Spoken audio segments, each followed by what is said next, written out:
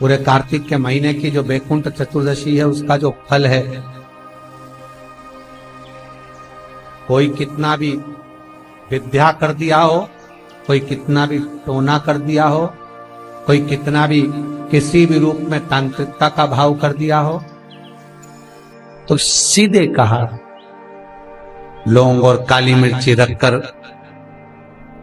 बमूल के या गुलाब के कांटे रखकर उसको उतार कर उसकी धुनी लेने पर भी बैकुंठ चतुर्दशी के दिन तंत्र विद्या, अघोर विद्या कितनी भी कड़ी हो वो नष्ट हो जाती,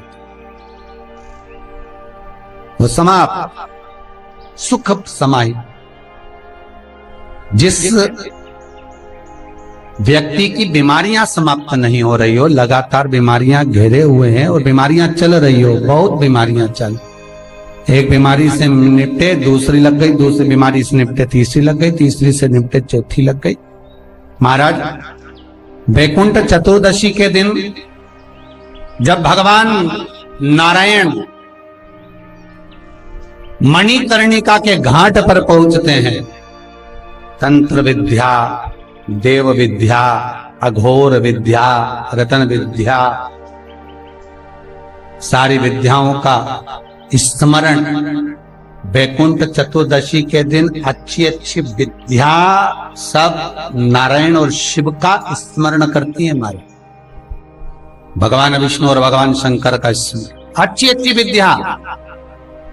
तो शास्त्र कहता है जिसको बहुत रोग हो, एक रोग मिटा दूसरा चालू, दूसरा रोग मिटा तीसरा चालू, तीसरा रोग मिटा चौथा चालू, चौथा रोग मिटा पांचवा चालू, बहुत रोग से ग्रस्त है, कुछ ना करिए, एक काम करिए, 7 काली मिर्ची लो, 5 लौंग लो और 5 बमूल के कांटे, बमूल के वृक्ष के जो कांटे होते हैं, अगर बमूल के वृक्ष के कांटे ना मिले तो गुलाब के कांटे ले लो।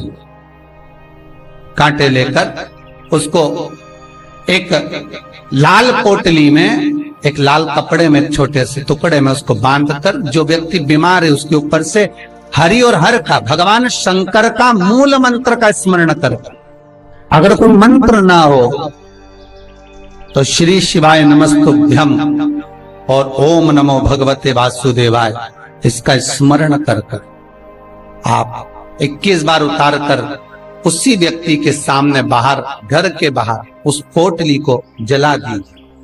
उसकी धुआं उस जीव को लगने जो निरंतर बीमार पड़ रहा है, निरंतर बीमारियां धीरे धीरे छूटने लगेगी।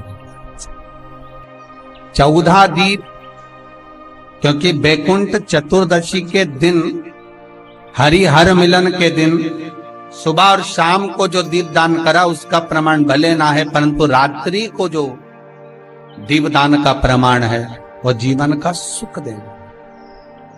बैकुंठ चतुर्दशी का ये उपाय अवश्य करिए। जिसको श्वास से जुड़ी हुई प्रॉब्लम रहती है, दमे से जुड़ी हुई प्रॉब्लम रहती है, श्वास की बीमारी रहती है, या महाराज दिन रात खांसी चल रही हो, श्वास से जुड़ी हुई परेशानी चल रही हो, उसके लिए निवेदन है 7 लौंग पीपल के पत्ते पर रख लीजिए और घर के बाहर 5 दिए घी के लगा दीजिए। जिस व्यक्ति को श्वास ज्यादा चलती हो, खांसी ज्यादा चल रही हो, दमा भरा रहा हो, उसके लिए बैकुंठ चतुर्दशी का ये उपाय अवश्य करिए। 5 लौंग या 7 लौंग या 11 लौंग या 21 लौंग, जितनी आप निरंतर एक लौंग कर खाना है, जितने दिन आप खा सकते, पीपल के पत्ते पर रख दें। और बैकुंठ चतुर्दशी का जो मूल मंत्र है उस मंत्र को आप लिख लीजिए, उस मंत्र का स्मरण करिएगा। ओम हीम, हा उस पे ई की मात्रा, हम की बिंदी, हीम। ओम हरिणाक्षाय, हरिणाक्षाय नमः शिवाय। एक बार सब हमारे साथ में बोलें, ओम हीम ओम हरिणाक्षाय नमः शिवाय। बस इस मूल मंत्र जो स्कंद पुराण में बैकुंठ चतुर्दशी का मूल मंत्र कहा गया है, इस मंत्र का 21 बार स्मरण कर कर लौंग को उठा लें और उस लौंग को वापिस लेकर आ जाएं। एक एक लौंग कर कर सुबह या शाम में कभी भी खाना प्रारंभ कर दे। धीरे धीरे दमे की बीमारी में, खांसी में, श्वास में आराम मिलना प्रारंभ हो जाता है।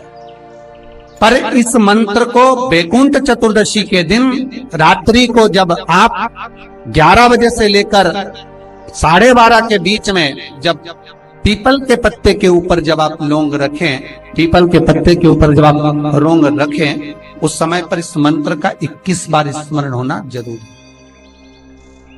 महाराज इस मंत्र को जप, और यह मंत्र कोई साधारण नहीं है। फिर निवेदन करेंगे, ये मंत्र जीवन का सुख देने वाला है। जो मंत्र आपको बैकुंठ चतुर्दशी के दिन स्मरण करना है, उस मंत्र को एक बार फिर हमारे साथ में बोले। ओम ह्रीं ओम हरिणाक्षाय नमः शिवाय। ओम ह्रीं ओम हरिणाक्षाय नमः शिवाय। इस मंत्र का स्मरण जीवन का सुख देगा।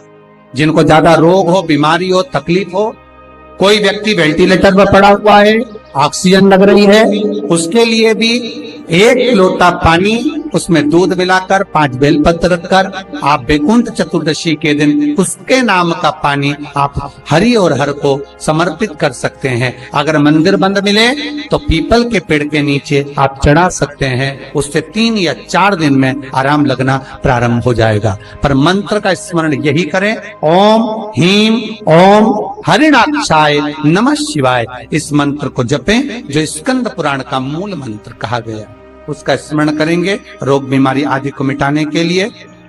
मैं उनके लिए भी कहूंगा जिनकी नौकरी नहीं लग रही, सर्विस नहीं लग रही, बहुत तकलीफ में, बहुत कष्ट और खूब हाथ पैर पटक रही है, कहीं नौकरी लगी नहीं रही है, लॉकडाउन हुआ जब से तो घर में ही बैठे हो, महाराज उनके लिए भी है।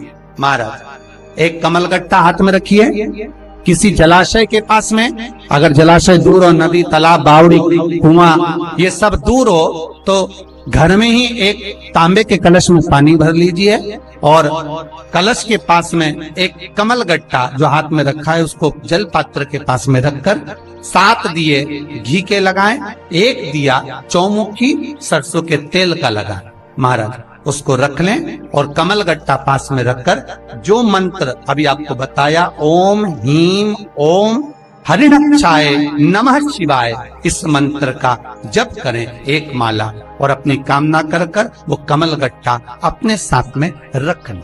जब किसी एग्जाम को देने के लिए जाएं, जब किसी इंटरव्यू को देने के लिए जाएं, वो कमलगट्टा आपके साथ लेकर जाएं, आपको सफलता प्राप्त होगी। जब फॉर्म भरें तो उसको अवश्य। श्री शिवाय नमस्तुभ्यं। हर हर महादेव। पूज्य गुरु जी पंडित प्रदीप मिश्रा जी हरि हर मिलन यानी बैकुंठ चतुर्दशी का उपाय बताए हैं, जो 14 नवंबर को दिन पड़ रहा है। 14 नवंबर के दिन रात में दिया का बहुत महत्व होता है।